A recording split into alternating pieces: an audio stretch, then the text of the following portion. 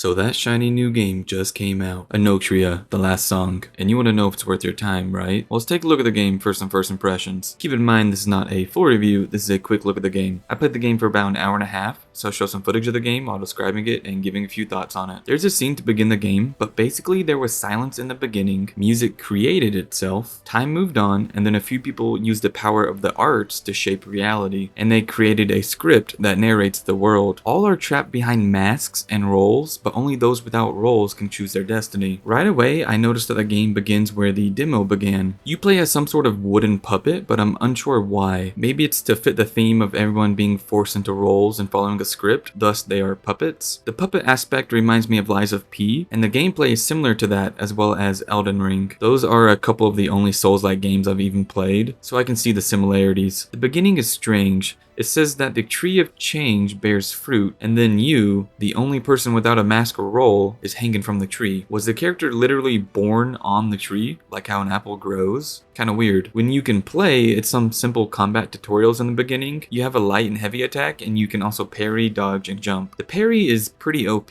I almost never use the dodge because the parry is just so good. You also have 5 charges of health that you can take, and those refill once you rest. Enemies you kill also respawn once you rest, except the big bosses, of course. You rest at Reality Knots, which is a glowing spot like in most Souls games. Here you have loadouts, Path of Innovators, Level Up, and Fast Travel. I didn't use Fast Travel, but I assume it'll be to other resting spots. Level Up lets you increase your stats using the currency, and Path of Innovators is where the perk tree is. You get perk points for just playing, killing enemies, and such. There's 4 different categories in there, and the further that you buy up a certain path, the more it'll cost. For example, it starts at 3 points, then I think 20 is next, and then 40, and I think 100 is after that. You can buy perks from any and all categories if you want, but they'll need to be equipped in the loadout section. Loadouts is where you customize your characters, all of which can be changed on the fly. So you could be using character 1 and then maybe mid-fight want to change to character 3, and you can. You can also change out different weapons that you use, or you can change your quick use slot items, like an item that will remove status effects, or you can change your mask lines here too. Mask lines are basically powerful attacks that need to charge up before you can use them. I got more of them from killing bigger enemies or finding them in chests. There's also aspects, and once equipped they add plus 5 points to a certain stat. I'm actually unsure if they do anything else besides that. I had assumed that since I picked the rogue aspect that I only got benefits from the rogue. So when I upgraded, I'd always pick rogue, but then I tried upgrading the soldier aspect once, and my health went up even though I was using the rogue aspect. So I think it really is just plus 5 points in any category, but all aspects are important it seems. If someone knows more about that, then let me know. Then we have mask perks. These are unlocked via the perk tree, and once unlocked, you have 6 slots that you can fill. More damage, more stamina, and stuff like that. You can have 3 loadouts, and you can change the role of each loadout by equipping different masks. You start off with 2 masks, one of which is Mask of Change, and that increases heavy attack damage. I didn't get another mask in the time that I played, but I wasn't really trying too hard either. I did get several fragments of masks though. Then there's enemies that are weak to certain types of damage, but I'm not going to try to pronounce the names of those. But when you do find those enemies, you can use your mask lines and mask perks to change your damage type. There's no quest markers or missions really. A guy with an instrument told me to reach the top of the city, so that's just what I did. However, along the way there are a lot of enemies spread about, and there's some side areas here and there that you'll find chests at, as well as some more enemies. One such area is a place that is all dark and spooky, and the enemies are like black spirits or something. I looked through that area for a little bit, but I didn't complete that area. I just kept heading up the city. I'm sure there's some good rewards at the end of that area though. Then there's some other things like reality rifts and combat rifts. Reality rifts cause changes to happen, like a giant bridge forming to the city. I also found a combat rift at the top of the city, and you can't leave until you kill the enemies inside it. Eventually I made it to the top of the city and I faced a boss labeled as the first mask. Up to this point I had mainly been skipping most of the side areas and just kept going up the path to see what was up there, but that may have been my downfall. While parrying is easy, even with this boss, parrying costs stamina. Your health and stamina are on the top left, by the way. Running, dodging, jumping, attacking, and parrying all cost stamina. You're fairly limited by it, so it makes it harder. I'm not the best at Souls-like games, but I found this boss both hard and easy at the same time. I fought it twice and I died twice, but I think what I need to do is go back and start killing a bunch of enemies and doing the side areas like the dark spooky area so that I can level up some more, get some more health, more stamina before I face the first mask again. I only played an hour and a half, not that long at all. I've only really scratched the surface of this game, I think. The graphics look good and really good in some areas. I played on 1440p with a 3080 Ti, all all settings set to max, and DLSS on quality. The lowest I saw my FPS was about 63 and the highest about 105. I was usually in the 70s and 80s though. I think most people who try this game will like it, but probably not as much as the big name Souls-like games. I'd call this game above average for Souls-like. I think that there's some good stuff here, though that's my personal opinion. Whether or not this is your type of game, I'll see you on the next one.